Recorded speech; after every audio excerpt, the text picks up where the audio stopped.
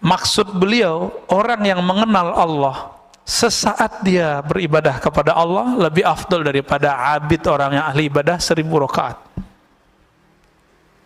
Begitulah wali-wali Allah, Pak. Wali-wali ini ada tingkatan-tingkatannya.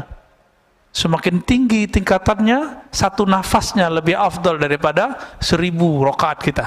Bismillahirrahmanirrahim. Ma qalla amalun baraza min qalbin zahidin wala kathura amalun baraza min qalbin raghibin. Nah, tadi berkaitan juga dengan apa yang saya katakan barusan. Amal itu bagus karena banyak kuantitas atau bagus karena kualitas? Sepakat? Karena kualitas. Sepakat ya? Baik. Apa kata beliau? Ma qalla amalun.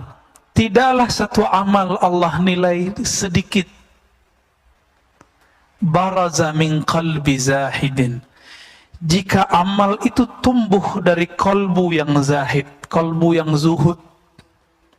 Ciri-ciri kolbu yang zuhud, ketika dia takbir, dia merasakan kebesaran Allah, dia nggak ingat dunia lagi. Sampai ruku, sampai sujud, sampai assalamualaikum. Ini udah nggak khusyuk, orang lagi ngaji, sholat syuruk. Kira-kira gimana tuh Pak hasilnya? Ya. Nggak jelas hasilnya. Kalau ada ustadznya agak tersinggungan, bisa marah-marah dia Pak, ngelihat ada orang lagi sholat syuruk. Kecuali ustadznya bisa husnuzon, ya nggak ada masalah. Wala kathura amalun baraza min qalbin raghibin. Sebaliknya, satu amalan tidaklah disebut banyak jika muncul dari kolbu yang raghib, yang cinta kepada dunia. Ini saya ganti bahasanya sedikit. Ma qalla amalun baraza min qalbin arifin.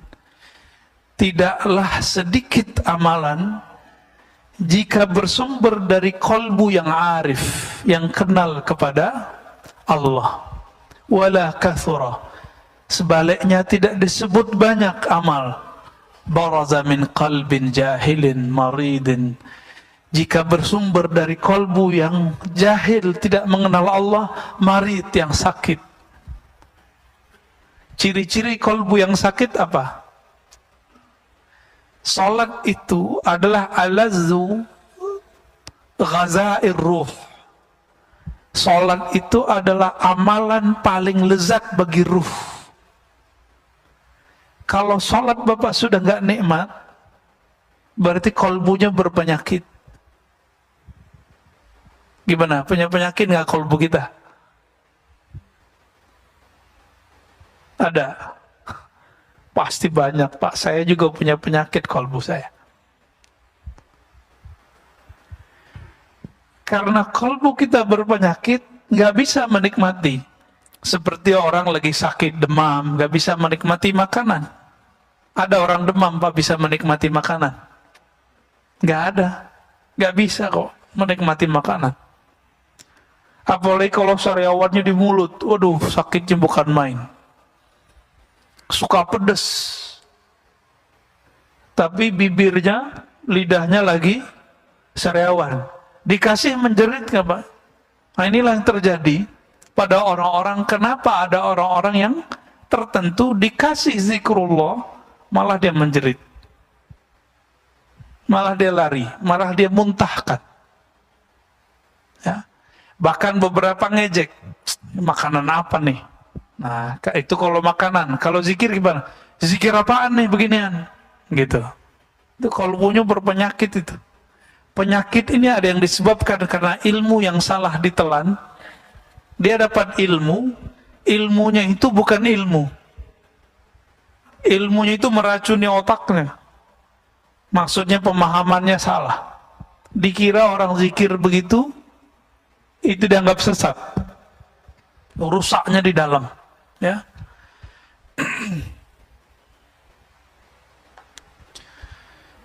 Itulah sebabnya ada sebuah hadis dalam Ibnu Majah, satu bab ilmu lebih afdal daripada 100 rakaat ahli ibadah. Satu bab ilmu. Ini kita udah 3 bab nih Pak dari tadi. Ya, udah 3 bab dari tadi. Udah 300 rakaat. Gampang kan? Kalau masuk ke hati insya Allah. Tapi yang penting berkahnya sudah dapat semua. Ya, alhamdulillah. Bahkan Imam Syafi'i meriwayatkan lain lagi. 1000 rakaah. Satu bab ilmu lebih utama daripada 1000 rakaat. Itu levelnya Imam Syafi'i. Ya. Maksud beliau, orang yang mengenal Allah, sesaat dia beribadah kepada Allah lebih afdol daripada abid orang yang ahli ibadah 1000 rakaat. Begitulah wali-wali Allah, Pak. Wali-wali ini ada tingkatan-tingkatannya. Semakin tinggi tingkatannya, satu nafasnya lebih afdal daripada 1000 rakaat kita. Kalau mereka sudah sampai ke level tinggi. Nabi itu diamnya sudah zikir. Seandainya Nabi itu nggak sholat itu boleh Pak seharusnya. Itulah logikanya Aisyah. Apa kata Aisyah? Wahai Rasulullah, ngapain engkau sholat mulu? Kan engkau sudah diampuni. Apa logika Aisyah? Engkau nggak perlu sholat, wahai Rasulullah. Kira-kira begitu. Sholat sunat lah ya, bukan sholat wajib. Sholat wajib kan langsung dari Allah wajib. Apa kata Nabi? Enggak. Afala an akuna abdan syakura. Kenapa aku tidak boleh menjadi hamba yang bersyukur? Maka sholatnya Nabi itu karena dia sudah mengenal Allah, sholatnya adalah sholat syukur. Setiap sholat. Maka kakinya kapalan. Kalau kita punggung kita kapalan Pak, karena tidur. Jadi Nabi itu sholatnya sholat syukur. Maksudnya apa sholat syukur?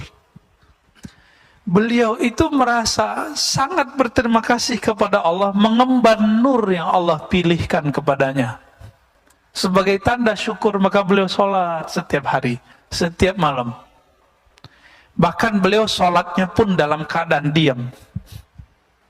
Jadi Nabi ini sholatnya ada yang sholat fisik, ada yang sholat diam. Apa kata Sayyidatuna Aisyah? Karena Rasulullah sallallahu alaihi wasallam yazkurullah fi kulli ahyani.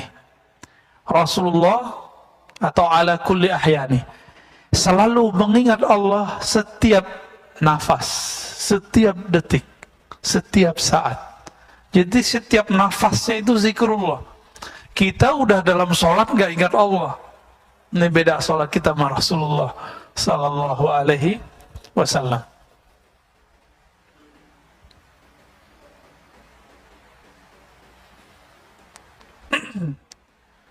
Dikatakan di sini Ibnu Mas'ud berkata, raqa'atan min zahidin alimin khairun min ibadatil muta'abbidin al-mujtahidin ila akhir dahr abadan sarmada. Ini lebih parah lagi Pak. 2 rakaat orang yang zahid, yang tidak cinta dunia, yang bahkan akhirat pun dia nggak minat, dia minatnya yang punya dunia dan akhirat. Alimin yang alim, mengenal Allah, lebih utama daripada sholatnya ahli ibadah sepanjang umurnya, sepanjang hidupnya. Ila akhir dahar, sampai kiamat nanti. 2 rakaat doang. Loh, kok bisa begitu? Kalau ahli ibadah dia sholat, dia ibadah karena ingin sesuatu yang dia dapat. Sedangkan orang yang mengenal Allah ini, dia menyembah Allah karena Allah pantas disembah. Bapak puji saya 1000 kali, tapi karena pengen dapat sesuatu dari saya. Tapi ada di antara bapak ini berteman dengan saya cuma sebentar, tapi bertemannya benar-benar ingin jadi teman. Saya milih yang kedua apa yang pertama Pak? Kalau bapak dikasih pilihan nih, pertama apa yang kedua? Muji kita, Masya Allah. Tapi dia pengen sesuatu dari kita. ya, pujian matre. Hamba-hamba yang muta'abbidin ini, ahli ibadah ini, dia pengen sesuatu. Inilah yang terjadi pada orang-orang yang puasa karena pengen sesuatu, zikir karena pengen sesuatu. Keinginan itu ada yang sifatnya materi, sholat, zikir karena pengen rezeki lancar, pengen sehat. Ada yang naik dikit, pengen tenang. Ustadz, saya pengen tenang. Ya kalau zikir ya pasti tenang. Cuma kalau dia putus zikir, ketenangannya hilang lagi. Emang kalau nggak tenang mau ganti Tuhan? Ya. Kalau nggak tenang mau ganti Tuhannya. Maka Allah itu la ilaha illallah. Dialah yang berhak disembah dalam keadaan tenang, damai, atau dalam keadaan klusak-klusuk, sama aja. Nah ini yang disebut alim, orang yang mengenal Allah. Kalau lagi senang ingat Allah, lagi susah, saya udah sholat kok masih susah aja gitu. Ada yang kebalikan, kalau lagi susah ingat Allah, lagi senang, ya, itu kebanyakan yang nomor 2.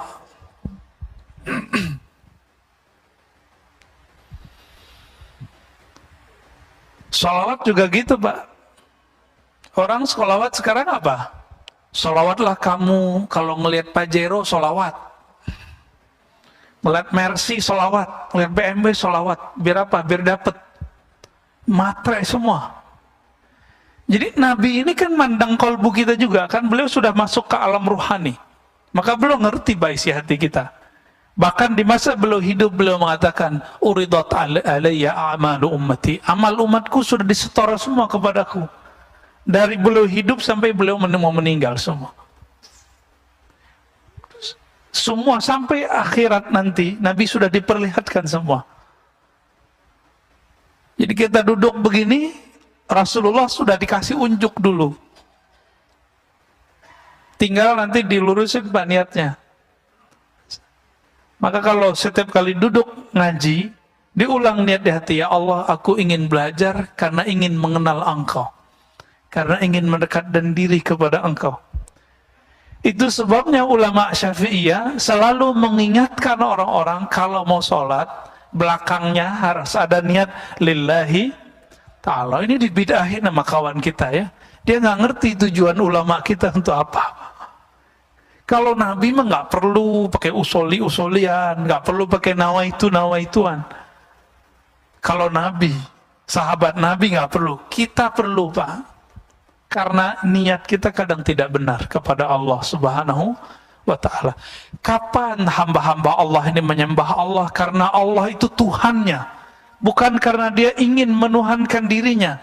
Bukan karena dia ingin mewujudkan hajat dirinya. Kapan itu terjadi?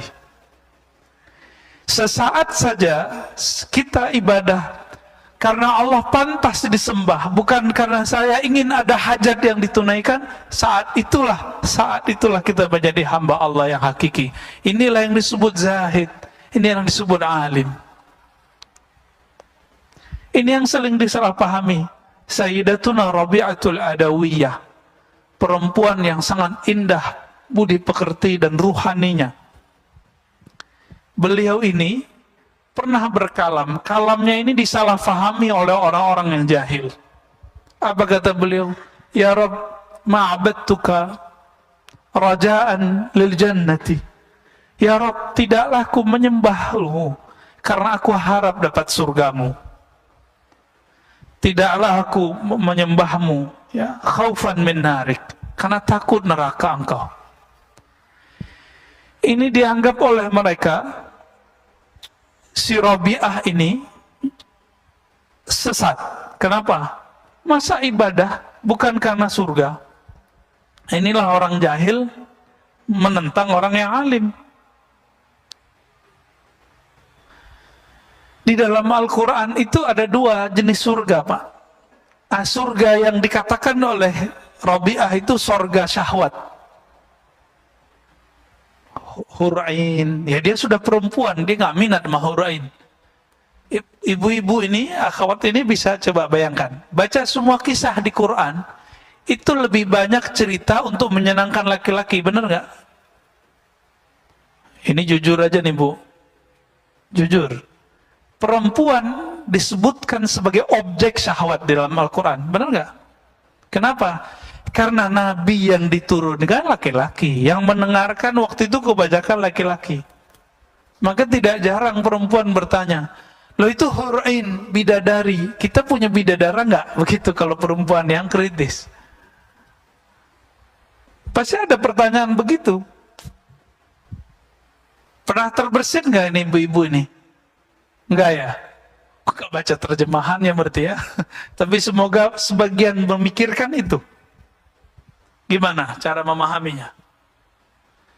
Maka Rabi'atul Adawiyah, karena dia sudah paham, di Quran semuanya begitu. Maka beliau mengatakan, ya Rabb, aku beribadah ke surga, aku ibadah kepada engkau bukan karena surgamu, tapi karena engkau yang mempunyai surga. Surga ini ada dua, ada surga syahwat, ada surga ru'yat, surga memandang. Yang dimau oleh Rabi'ah adalah memandang Allah subhanahu wa ta'ala. Makanya Rabi'ah ketika dilamar oleh seorang laki-laki, itu nggak mau nikah Pak, karena dikasih pertanyaan sama dia. Jadi maharnya dia adalah pertanyaannya bisa dijawab nggak. Berat kalau ketemu Rabi'ah. Saya mungkin nggak lolos Pak. Saya ketemu Rabi'ah mungkin mental 7 kali lipat kali ya. Pertanyaan dia satu aja. Ada yang tahu pertanyaannya apa? Nih, satu riwayat ya. Jika aku menikah denganmu, kamu bisa jamin nggak nanti aku bisa bertemu Allah? Kira-kira itu Pak.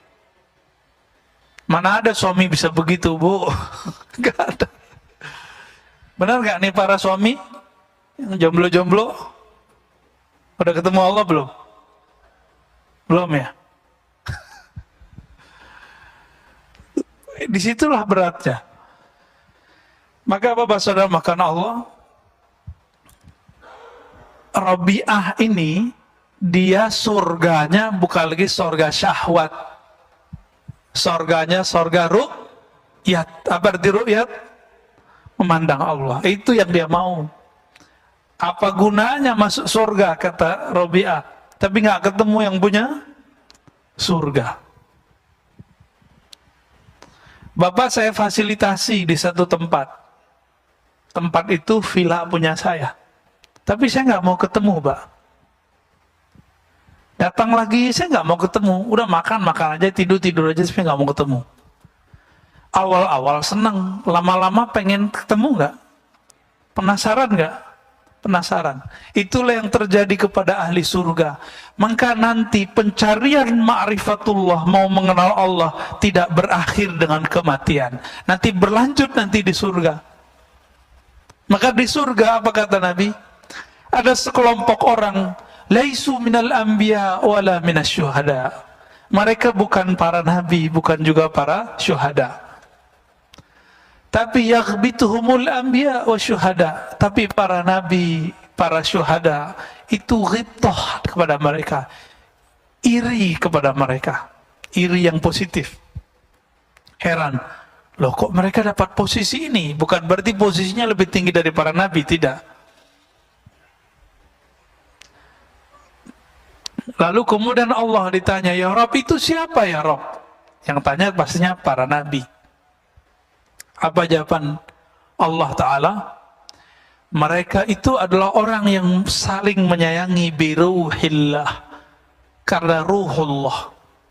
Ruhullah itu adalah cinta dan rahmat Allah Subhanahu wa Ta'ala. Bukan karena harta yang mereka bagi, bukan karena syahwat yang mereka punya, tapi karena ruhullah. Siapa yang cintanya karena Allah itu, nah inilah yang mereka nanti Allah bawa dengan kecepatan cahaya. Ala nurin, ya, min Rabbih. Ini nanti kalau kita beruntung Pak, nama kita soalnya sudah ada di neraka, sudah ada di surga. Nih, nama bapak ini ada di neraka, Fulan bin Fulan, ahlun nar. Di surga juga ada. Tinggal kita lagi bayar kredit surga atau bayar kredit neraka. Atau mau dibayarin cash nggak? Mau dibayarin cash? Ada pacarannya. Apa kata Nabi? Man qala la ilaha illallah dakhalal jannah. Siapa yang mengatakan la ilaha illallah, di hadis Imam Bukhari dikatakan min qalbihi au nafsi, dari dalam dirinya. Betul-betul lisannya sama dengan di dalam kolbunya.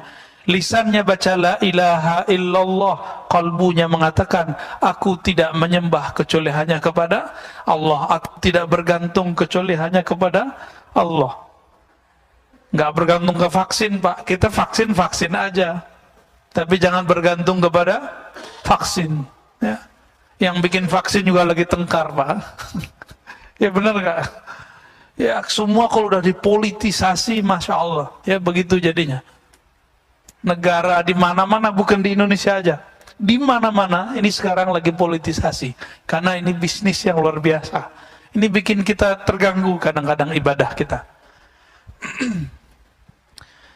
Bapak saudara Allah, kita lanjut ke hikmah yang 55. Ini agak maraton nih, biar banyak dapat hikmahnya. Kenapa ada orang amalnya bagus? Dan bagusnya itu tertata rapi gitu, nggak ujuk-ujuk bagus tiba-tiba enggak. Ternyata beliau sudah menyebutkan itu terjemahan dari apa yang di dalam ruhaninya. Kata beliau radhiyallahu ta'ala anhu, husnul a'mali nata'iju husnul ahwal, wa husnul ahwal min at-tahaqquq fi maqamatil inzal.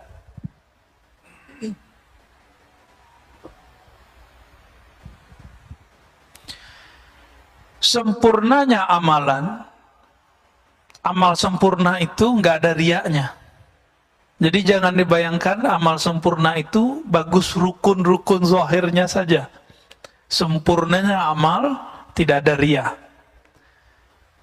Sempurnanya amal bukan karena kita ibadah karena pengen sesuatu, ya.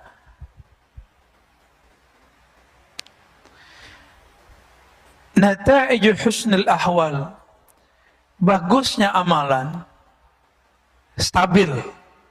Di rumah dia sholat, di masjid dia sholat. Di rumah sholatnya lama, di masjid juga lama.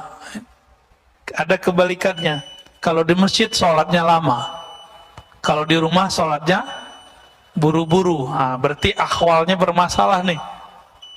Kalau lagi ada komunitas dia bisa khusyuk, tapi kalau nggak ada komunitas dia nggak bisa khusyuk. Kebanyakan kita yang begini. Apa kata beliau? Kebagusan amalmu, kestabilan amalmu itu karena nata'iju husnul ahwal, karena buah dari bagusnya ahwal rohanimu. Apa ahwal rohani? Tidak ada riya,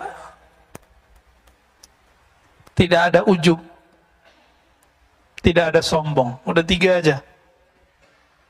Tidak ada riya, tidak ada ujub. Apa arti ujub? Saya kagum dengan diri saya sendiri. Kalau riya itu saya kagum dengan amal saya. Beda nggak? Itu beda ujub sama riya. Berada kakak ya? Kalau riya, saya takjub dengan amal saya. Kalau ujub, takjub dengan diri. Sumber takjub itu kibir, sombong. Sikap dia disebut dengan takjub. Kalau dia tunjukkan kepada orang namanya takabur. Takabur itu sifatnya iblis. Maka orang yang bertakabur, dia sudah jadi setan walaupun pakai serban.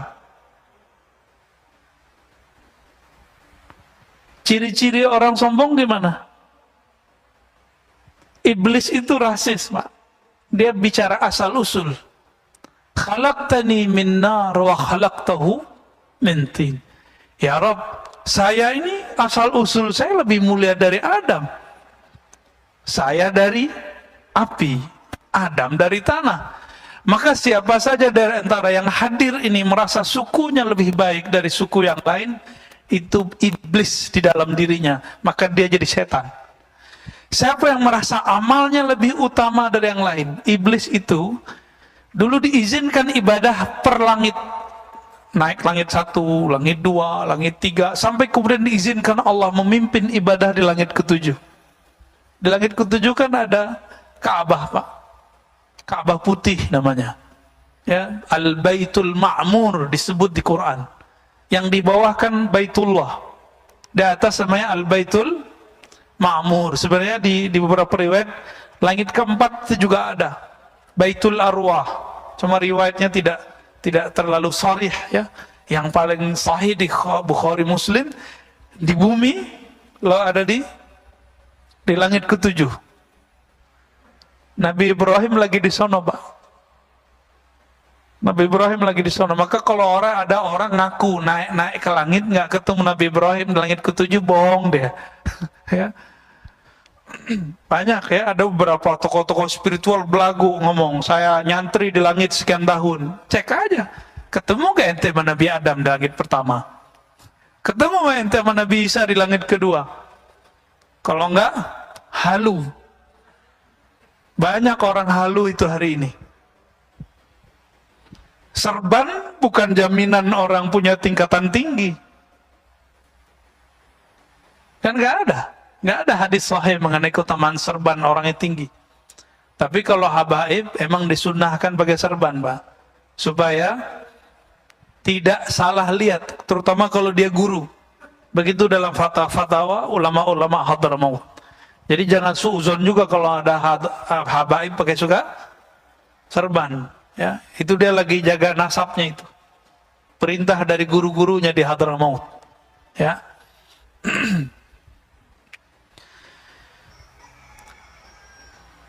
Amal yang sempurna, amal yang ideal muncul karena ruhani yang bening. Ya. Rohani yang bening itu minat tahaqquq fi maqamil inzal. Ya. Itu hadiah, buah daripada tahaqquq. Apa arti tahaqquq?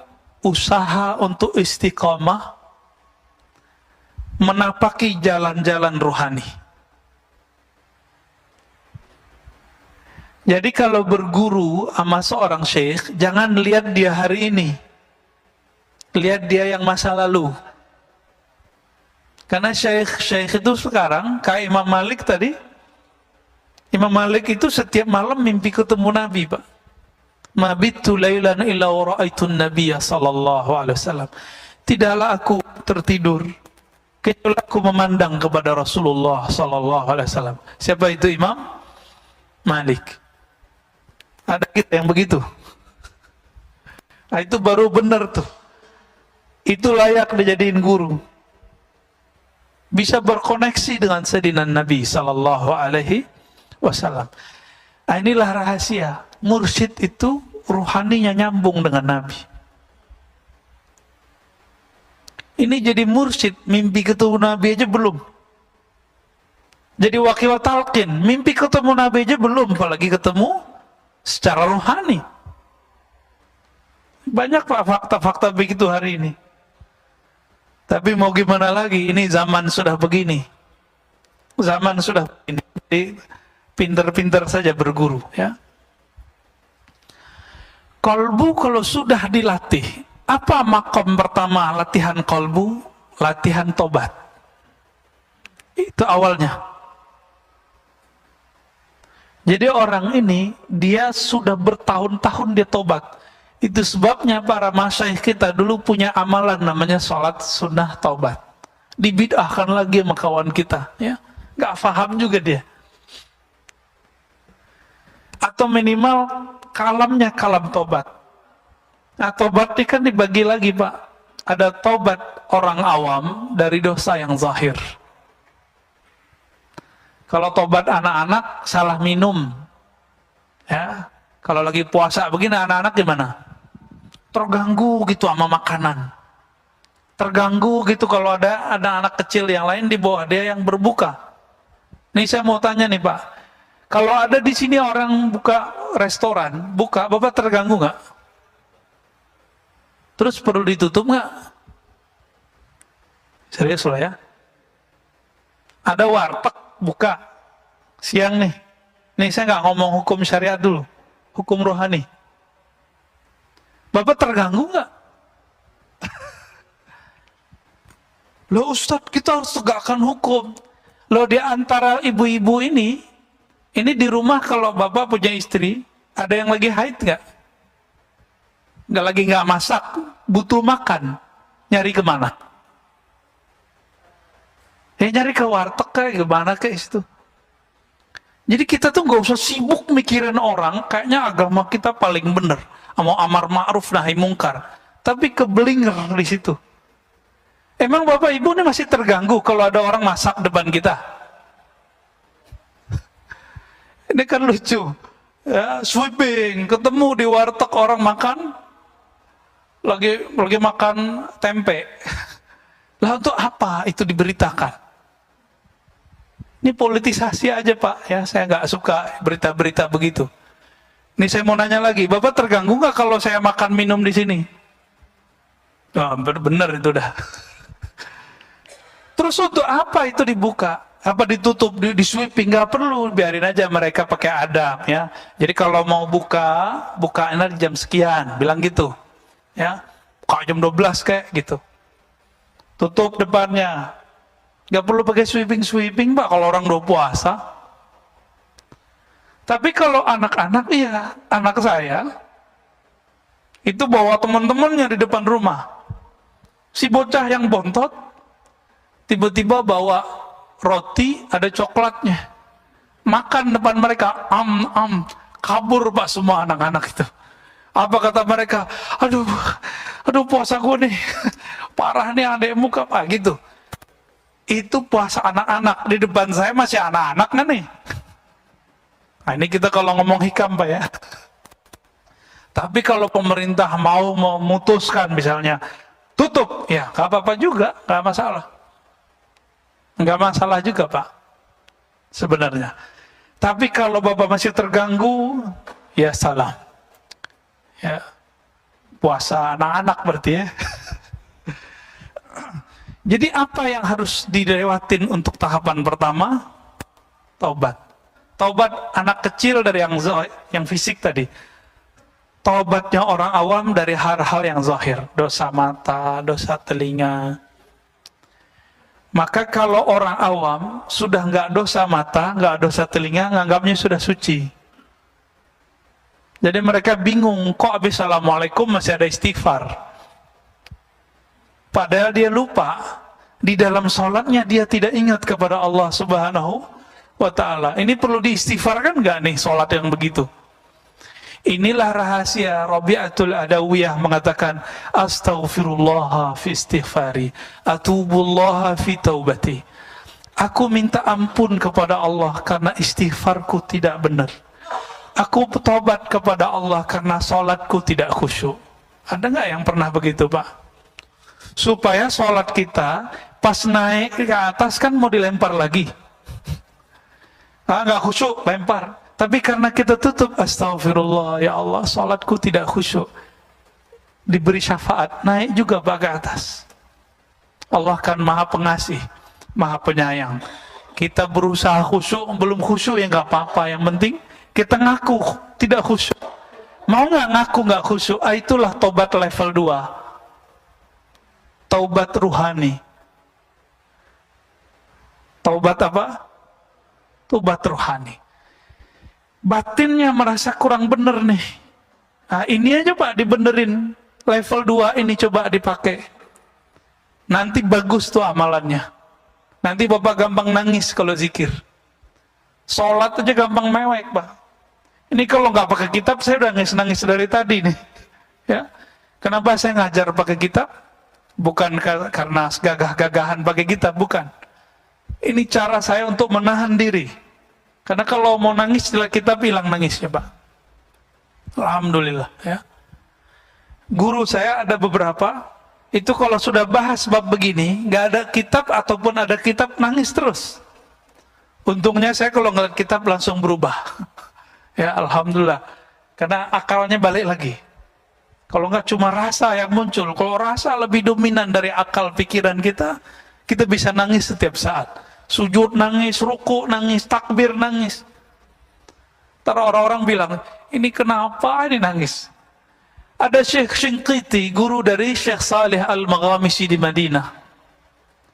Ngajar ba'da maghrib sampai isya, karena ada majelis biasanya di Masjidil Haram, di Masjid Nabawi. Habis Assalamualaikum itu langsung nangis. Mau ngomong lagi, baca ayat lagi, nangis lagi. Jadi ceramahnya dari awal maghrib sampai menjelang isya itu nangis, Pak. Mau ngomong lagi, nangis lagi. Mau ngomong lagi, nangis lagi. Nangislah semua orang yang di depan. Begitu mereka kalau ahwal rohaninya datang. Kenapa ahwal rohani yang bening itu tumbuh? Karena mereka tahakkuk fi maqamatil inzah. Mereka mau istiqomah, rajin menapaki jalan rohani. Yang pertamanya apa tadi? Taubat. Taubat mereka tidak lagi fisik, tapi sudah masuk taubat rohani, taubat kolbu. Babak satu maksiat zahir, satu hitam di sini. Tapi kalau ada maksiat batin, itu hitamnya lebih kenceng, lebih kayak aspal lengket. Disebut dalam bahasa Arabnya nuktah sauda, noda hitam yang lengket. Itu hitam. Inilah yang menghalangi kita untuk tidak bisa memandang alam malakut, alam jabarut. Alam rasa, bisa merasakan dekatnya kita kepada Allah Subhanahu wa ta'ala. Ini yang dikatakan oleh Imam Ahmad. Laula anna syayatin yahumuna ala qulubi bani Adam. Seandainya setan tidak mengerebut memenuhi kolbu manusia, ya, menutupi kolbu manusia, tentulah mereka tentulah mereka akan melihat malakutas samawat. Mereka akan mampu melihat alam malaikat. Jadi sahabat-sahabat tertentu Allah izinkan Pak bisa ngelihat malaikat. Ibnu Abbas ngelihat Jibril 2 kali. Malaikat siapa yang dilihat, itu artinya nanti ada posisi kewalian pada orang ini. Ternyata Jibril tugasnya apa? Bawa wahyu. Maka tugas Ibnu Abbas nanti adalah menjelaskan makna wahyu. Disebut ahli tafsir. Tidak ada ilmu tafsir hari ini kecuali lewat Sayyidina Ibnu Abbas. Ada orang lihat Mikail, nanti tugasnya lain lagi tuh Pak. Tugas kerohaniannya. Ada yang suka ngeliat malaikat maut. Nah, nanti tugasnya nalkinin orang mati, ngelepas orang mati. Itu beda-beda tuh tugasnya. Allahumma shalli.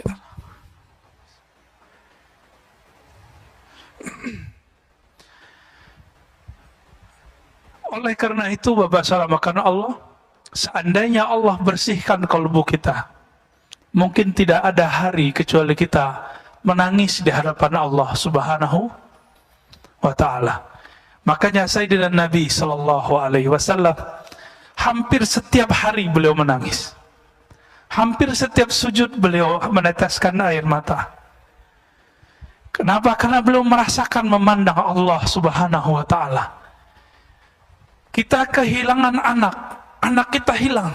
Sehari, mungkin 2 hari. Bahkan kalau di mall hilang 1 jam, 2 jam. Ketemu, nangis nggak Pak? Nangis. Ruh ini kehilangan, kemana dia berarah? Ketika dia ketemu Allah Subhanahu wa ta'ala, ketemu kekasih-kekasih Allah, pasti air matanya berlinang. Itu nggak bisa ditahan. Nggak bisa ditahan. Semoga Allah mengistiqomahkan kita menapaki jalan rohani, jalan istiqamah, jalan taubah. Amin rabbal alamin. Wassallallahu ala Muhammad. Ada mau diskusi Pak? Tafadhal.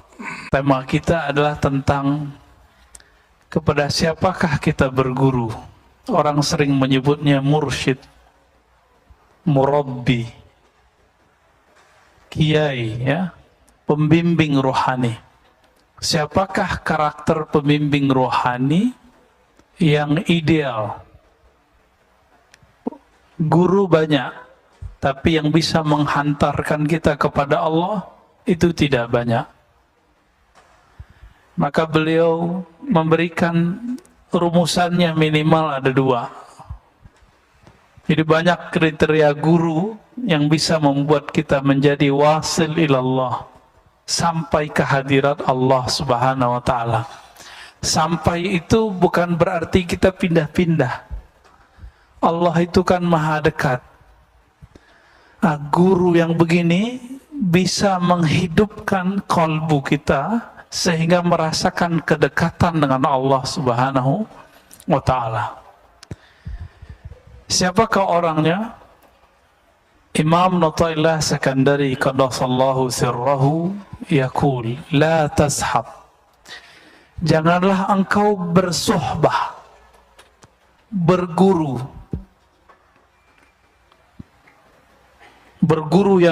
yang betul-betul dijadikan sebagai panutan lahir dan batin kita.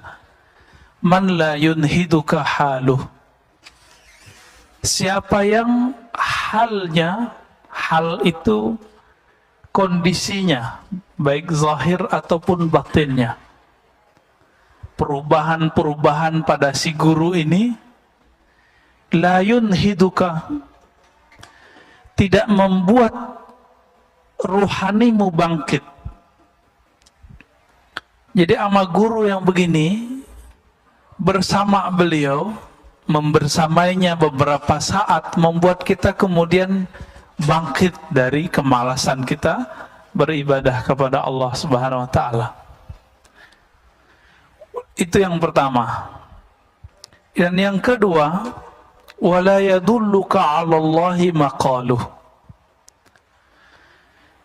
Mursyid itu level syarat keduanya adalah maqalnya, kalam-kalamnya, baik kalam lahirnya ataupun kalam batinnya, yadulluka 'ala Allah, menunjukkan kamu jalan kepada Allah. Maka yang tidak masuk kepada kedua kategori ini cukup dijadikan sebagai ya penceramah aja. Oh, itu ustadz pengajar di masjid saya, tapi bukan dijadikan sebagai panutan lahir batin. Jadi man huwal mursyid al-kamil, siapakah mursyid yang ideal? Pertama, halnya dia membuat kita bangkit. Yang kedua, makalnya, kalamnya dia membuat kita teringat, terarah kepada Allah Subhanahu wa ta'ala. Sekarang orang mencari mursyid, mencari guru,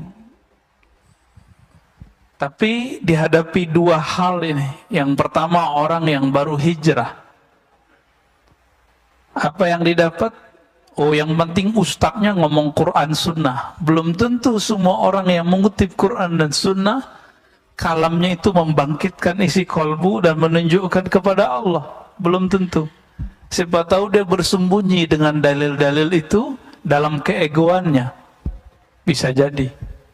Dia bersembunyi dengan kalam-kalam mulia Al-Quran dan Sunnah untuk membenarkan pendapat pribadi dan kelompoknya. Orang ini belum masuk. Ada juga yang halnya itu dibuat-buat. Dibuat-buat nangis, dibuat-buat kayak tawadu, penampilannya juga nggak natural, ya. Dibuat-buat seakan-akan dia seorang syekh, jadi badut. Banyak sekarang mursyid badut, syekh yang bawa thariqat sufi kah, majelis zikir kah, majelis salawat, tapi kayak jadi badut.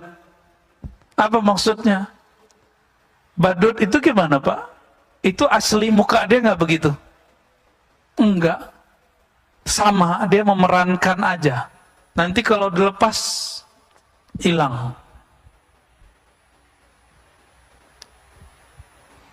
Maka jangan berguru karena penampilan seseorang. Bergurulah karena hal ruhaninya. Nah, hal ini pemberian dari Allah Subhanahu wa Ta'ala. Jadi nggak bisa dibuat-buat, Pak. Nggak bisa dibuat-buat nangis. Nggak bisa dibuat-buat tersentuh, nggak bisa. Emang dari sononya sudah begitu.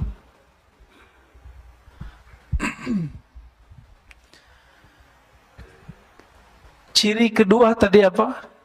Kalamnya menunjukkan jalan kepada Allah. Mungkin gak orang yang belum merasakan kehadiran Allah di kolbunya, lalu bisa mengajak orang merasakan Allah?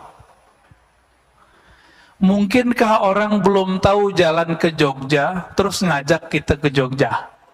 Sama-sama pakai GPS. Nanti di Cilacap tersesat semua, Pak. Ini banyak kejadian-kejadian begitu. Nggak tahu jalan kepada Allah, ngajak orang kepada Allah. Ayatnya sahih, pasti sahih. Wa man ahsanu qawlan mimman da'a ilallah. Siapakah yang lebih baik daripada orang yang mengajak kepada Allah? Lah Allahnya dia nggak ngerti.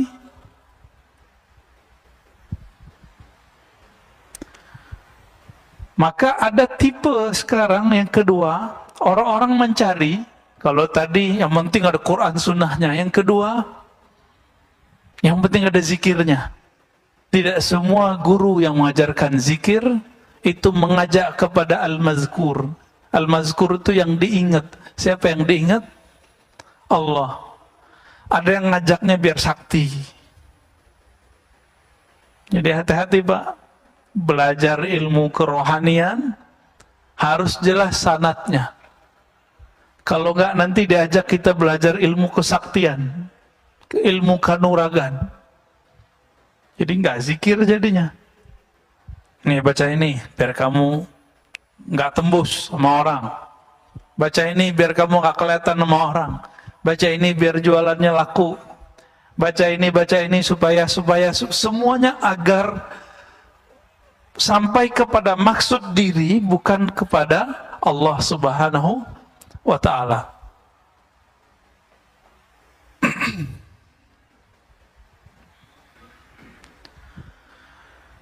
Karena banyak hari ini seperti itu, maka hati-hati saja dalam berguru, ya. Jadi apa ciri mursyid? Pertama, halnya membuat kita bangkit. Yang kedua, kalamnya mengarahkan kita kepada Allah Subhanahu wa Ta'ala. Hikmah yang berikut, ya, kita nggak usah panjang-panjang di situ.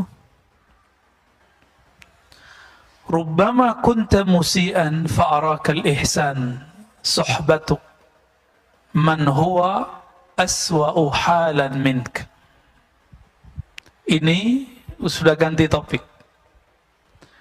Ada kalanya seseorang itu dia sebenarnya kualitasnya lagi buruk, orangnya lagi nggak bagus, amalnya tidak bagus, amalnya tidak maksimal. Tapi karena dia berteman dengan orang-orang yang lebih buruk daripadanya, atau berguru kepada orang yang di bawah standar ruhaninya, fa'arakal ihsan, maka engkau merasa dirimu lebih baik, ya, daripada si Anu gitu. Maka masih ingat nggak ketika dulu ada orang yang membunuh 99 orang lalu bertambah dengan membunuh seorang ulama? Masih ingat? Apa pesan seorang wali? Jadi yang pertama yang dia bunuh itu ulama, itu bukan ulama wali, dia cuma ulama zahir. Sedangkan yang kedua yang dia temui itu ulama wali Allah, kalbunya. Maka kata si wali ini, jika kamu mau tobat, maka tinggalkan kampungmu. Karena kampung dia ini punya komunitas yang akhlaknya begitu semua. Jika dia balik kepada mereka, dia akan merasa biasa. Wow, di sini biasa bunuh orang. Disuruh dia keluar, itu maksudnya. Maka Bapak serahkan Allah, kalau ada orang kecanduan narkoba, udah di terapi, udah di segala macam. Tapi kalau dia kembali ke komunitasnya, baik komunitas online ataupun offline-nya, nanti dia akan kembali ke masa lalunya. Jadi caranya gimana? Dia harus ganti nomor, ganti komunitas. Karena sekarang komunitas itu nggak komunitas fisik, sudah ada semua dalam genggaman handphone. Jadi harus ganti nomor itu orang. Ya, jadi kalau ada keluarganya yang kena, nggak cukup dibawa ke tempat terapi narkoba, nggak cukup. Putus komunikasi dia dengan sebelum-sebelumnya. Dia menjadi orang baru. Nah, ini yang terjadi pada zaman Bani Israel dan hadisnya sahih. Maka Imam Asy-Syarqawi mengatakan, "Suhbatu man huwa dunak dararun mahdun." Engkau berteman, bahkan berguru kepada orang yang lebih buruk halnya daripada kamu, dararun mahdun. Ini adalah kemudaratan murni. Li'annaha tughti 'anka 'uyubak. Karena itu membuat kamu merasa aibmu tertutupi, wa tubayyin laka kamaluk, dan membuat kamu merasa sempurna. Nah, ini bahayanya. Jadi kalau kita berteman, punya komunitas yang buruk, kita akan merasa jadi orang terbaik di antara orang yang buruk. Mau Pak? Menjadi yang terbaik di antara orang-orang yang buruk. Nauzubillah min dzalik. Maka berguru ini ada dua macam dalam kitab. Suhbatul iradah, kemudian suhbatul tabarruk. Berguru itu ada dua. Berguru kita ingin jadi muridnya, namanya suhbatul iradah. Suhbat iradah. Berguru, kita pengen jadi muridnya. Kalau murid patuh nggak sama gurunya? Kalau kita punya guru di sekolah, ada tugas nggak? Ada PR nggak?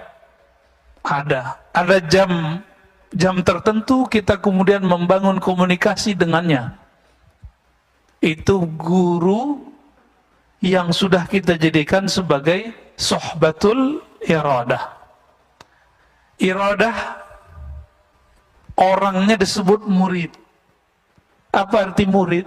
Murid bahasa Indonesia apa bahasa Arab, Pak? Bahasa Indonesia ya? Bukan.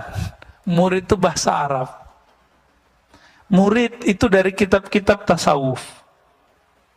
Makanya aneh orang-orang hari ini, dia punya sekolah disebut murid-muridku. Tapi dia membid'ahkan tasawuf, Pak.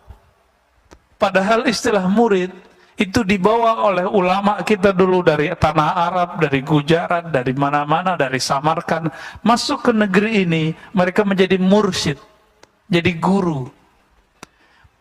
Orang-orang yang belajar kepada beliau disebut dengan murid. Suhbatul murid. Datang Maulana Ibrahim As-Samarkandi ke Indonesia. Pertama ke Campa, kemudian ke Palembang, lalu beliau ke Makassar, terus beliau ke Tuban. Itu orang-orang yang ditemuinya itu jadi muridnya. Jadi muridnya. Maka sekarang kita lihat, keturunan Arab di Indonesia minimal ada 2 gelombang besar. Pertama, gelombang awal, ya, tahun 1300-an, tahun 1400-an. Itu Syekh Ibrahim As-Samarkandi di Tuban. Anaknya Sunan Ampel. Ya, Sunan Ampel itu anaknya beliau. Itu bukan orang Indonesia, Pak. Orang Samarkand, lama di Gujarat, berguru di Hadramaut, keturunan Rasulullah Sallallahu Alaihi Wasallam. Jadi yang mengislamkan negeri ini itu zuriat Nabi. Cuma sayangnya generasi kedua Hadramaut baru, jadi boleh disebut Hadarim Al-Jadidah. Kalau yang pertama Al-Qadimah. Yang pertama ini nasabnya dipelihara oleh orang-orang pesantren. Maka orang-orang pesantren itu yang tua, itu aslinya mereka zuriat Rasulullah Sallallahu Alaihi Wasallam. Gelar Gus itu ganti dari Sayyid, Pak. Maka nggak boleh sembarangan gus-gusan, ya, gawagis, gus, ntar jadi gugus, guguk, ya, hati-hati. Itu gelar kalau kita bukan anak kiai jangan pakai deh. Itu sama kayak Raden, sama kayak Andi kalau di Makassar, ya, mirip-mirip itu. Jadi kalau bukan keturunan itu jangan dipakai. Oh, orang manggil kita Gus, bilang saya bukan anak kiai. Oh, ilmu saya lebih tinggi dari anak kiai, itu urusan lain.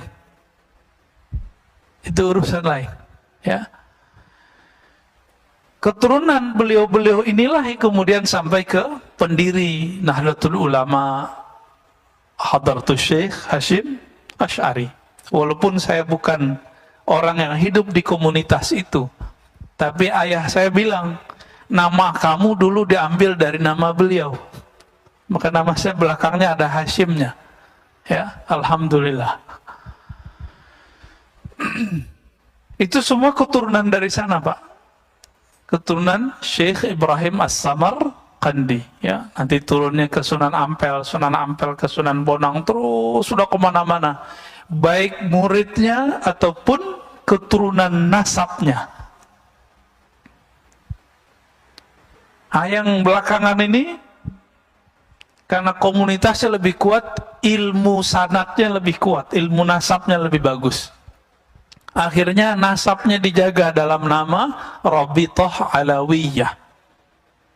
Jadi kalau orang Rabithah Alawiyah ini ngerti, dia pasti tidak akan pernah mengingkari yang sebelumnya. Cuma dia akan ngomong, kami nggak bisa mengetahui nasabnya secara detail.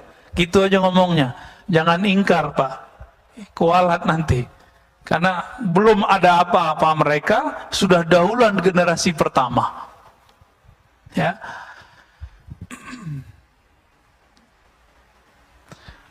Jadi beliau-beliau itu semuanya adalah mursyid, guru spiritual yang membimbing murid-muridnya usul kepada Allah, sampai kepada Allah Subhanahu wa Ta'ala. Syekh Ibrahim membimbing Sunan Ampel, Sunan Ampel membimbing Sunan Bonang, Sunan Bonang bimbing Sunan Kalijaga. Cuma kan kalau cerita-cerita yang ada kan ceritanya agak aneh-aneh tentang Sunan Kalijaga ini, ya. Bercampur antara mitologi dengan fakta sejarahnya. Yang pasti mereka ada. Maka sungguh aneh kalau ada orang yang menolak keberadaan mereka. Ini nggak ngerti sejarah, udah nggak ngerti istilah, ingkar lagi, ya. Benarlah kata imam-imam kita terdahulu, apa kata mereka? Al-mar'u aduun ala ma jahil. Orang akan memusuhi apa yang dia tidak tahu. Benar, Pak, ya? Maka semakin banyak orang mengerti, semakin sedikit ingkarnya. Jadi Bapak ini, di antara jamaah ini kalau banyak ingkarnya, berarti banyak jahilnya. Pengurus banyak ingkarnya, banyak jahilnya. Itu di mana-mana tuh begitu, ya. Main komentar aja. Dikit-dikit komentar lagi. Ya. Itu tanda kasratul jahil. Banyak jahilnya daripada banyak bijaknya. Orang bijak itu bicara kalau penting. Nggak penting, nggak usah bicara. Yang kedua, sahabatut tabarruk. berguru tapi ngambil berkah aja. Nah, ini yang Bapak lakukan setiap pagi, setiap malam di sini. Ada penceramah, ngambil berkah ilmunya.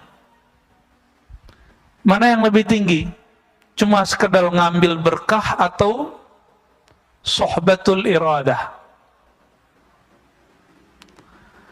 Kalau sohbatul tabarruk, ngambil berkah, ya sekedar berkah aja Pak. Setiap kali Bapak Ibu, ikhwan akhwat fillah duduk di sini, malaikat mengatakan Allahumma sholli alaih.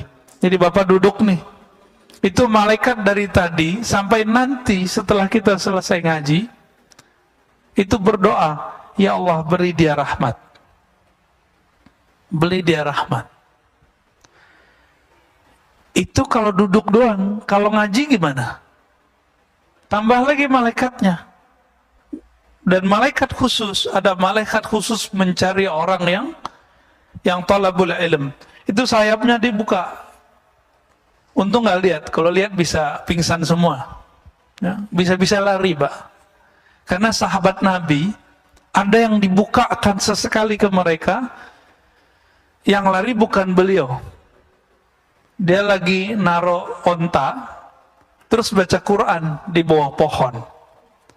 Lagi baca Quran, malaikat turun. Ditandai dengan awan. Awan turun. Mendekat dia, nggak cuma beberapa di atas dia. Itu si onta ngapain? Gelisah-gelisah lari, Pak. Besok dia datang kepada Rasulullah dan dia katakan, wahai Rasulullah, ketika aku baca Quran di padang pasir, lalu ada satu pohon, dan aku baca Quran di bawahnya, ada awan turun. Awan apakah itu? Apa kata Nabi? Itu malaikat rahmat. Malaikat yang sayang kepada orang yang membaca Quran, orang yang zikir, apalagi yang taklim. Yang taklim mereka lebih demen, Pak. Jadi malaikat itu lebih respect sama orang yang ngaji daripada orang yang zikir.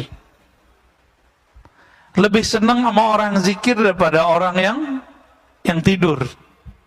Bapak tidur aja di masjid depan rahmat. Ya. Jadi duduk begini ini ngorok tiba-tiba. Nah, itu kan ada yang ngorok tuh ya. Itu langsung dirahmati oleh Allah dengan doa malaikat. Apalagi kalau sohbatut tabarruk, mengambil tabarruk. Jadi nanti kalau syuruk jangan sholat dulu, karena sholat itu manfaatnya cuma sendiri. Ini kan kajian ada nih tiap pagi. Jangan sok soleh Pak, jangan sok alim. Ya, wah ada syuruk nih, ngambil berkah dulu. Hadis sholat syuruk itu tidak sahih. Dia cuma sampai hasan li ghairihi. Sedangkan hadis mengenai mendengarkan kalam, mendengarkan tabarruk dalam berguru, ngambil ilmu, ngaji, itu hadisnya sahih, ayatnya sangat jelas. Paham di situ? Jangan berulang-ulang lagi kita ingetin Pak ya. Kecuali Bapak mau jalan. Ya. Saya mau jalan dalam hati ngomong, minta izin kepada Rasulullah, Allahumma sholli ala Muhammad, kita jalan. Jangan berdiri-berdiri aja. Ya, itu mengganggu. Malaikat juga bingung Pak ngeliat, loh, ini majelis lebih mulia, kenapa dia pergi? Itu yang terjadi. Cuma kan kita nggak diperlihatkan oleh Allah. Coba apa dilihatin oleh Allah. Suatu kali ada muridnya Imam Malik. Imam Malik ini kan ngajar di Masjid Nabawi. Mereka di sana sampai sekarang masih berlaku. Habis azan itu masih taklim, benar nggak? Habis azan masih taklim, Mbak Ana, 15 menit sampai 20 menit. Kita berapa menit? Habis azan berapa menit? 10 ya. Maka kita buru-buru ya. Ini aja masih ramai Pak. Coba kalau dikasih 15 menit, oh lebih ramai lagi kayaknya ke belakang. Ada beberapa masjid itu 20 menit saya lihat. Tapi ya ada jamaah yang nggak ngerti, protes juga. Giliran di Mekah nggak berani protes dia Masjidil Haram ya. Imam Malik ba'da azan itu nggak sholat sunat beberapa kali kalau lagi taklim. Beliau lanjutkan taklimnya. Seorang murid masukin kitabnya ke dalam tasnya, masukin. Dibiarin aja Imam Malik. Udah selesai dia mau berdiri, Imam Malik nanya, "Ya gulam, hai bocah, kemana engkau?" Apa kata orang ini? "Wahai tuan guru," Imam Malik ya, "aku hendak sholat sunat." Kata Imam Malik, "Apa hukumnya sholat sunat?" Namanya sholat sunat. Sholat sunat rawatib hukumnya apa? Sunat. Ditanya lagi, kalau ngaji hukumnya apa? Bingung dia Pak. Oh kalau ngaji wajib, yaudah kamu duduk. Lebih utama ngaji sesaat kita mendengarkan orang berkalam. Walaupun kalamnya nggak benar-benar amat Pak, tapi karena niat yang tulus itu Allah angkat. Yarfa'illahu allazina amanu minkum walladzina utul ilma darajat. Orang yang diberikan ilmu, diberikan iman, Allah angkat darajat. Bukan satu derajat, darajat. Darajat itu bahasa Arab disebut sebagai jamak plural. Derjat, derjat, derjat. Kita nggak tahu seberapa banyak derjatnya.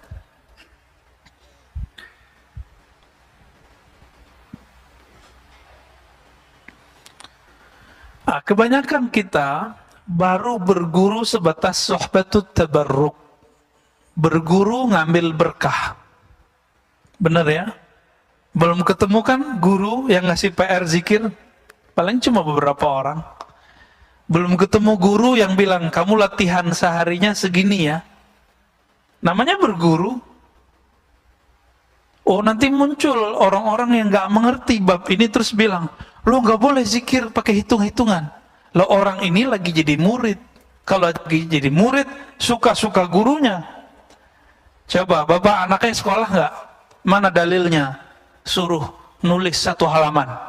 Ada nggak? Nggak ada kan?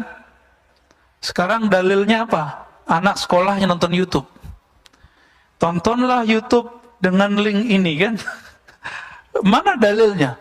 Kenapa itu dibolehkan? Tapi giliran ahli kolbu punya murid nggak boleh menata sebuah kurikulum. Jadi kalau nanti berguru kepada ahli kolbu, ahli zikir, pasti nanti dikasih kurikulum zikirnya. Beruntung Bapak kalau sudah punya guru begitu. Jarang Pak orang guru begitu. Ini kita lihat nih di antara Bapak, paling cuma 10% yang sudah punya guru, suhbatul iradah. Makanya kalau diam itu masih bingung, mau nggak baca apa ya. Ini bukan case di sini Pak. Case di tanah haram, haramain. Mekah Madinah ya. Bapak coba ingat-ingat waktu di Mekah Madinah, orang pada bengong aja ngeliatin orang lewat, benar nggak? Masuk yang di depan saya banyak yang bengong tuh kalau duduk ngeliatin Ka'bah atau ngeliatin orang lalu lalang kiri kanan nggak jelas. Coba kalau dia punya guru, gurunya bilang nanti kalau kamu sampai di haram bacalah zikir ini. Jadi ada pegangan dia. Tapi karena nggak punya pegangan, nggak punya zikir, apa yang mau dibaca? Kira-kira begitu, ya.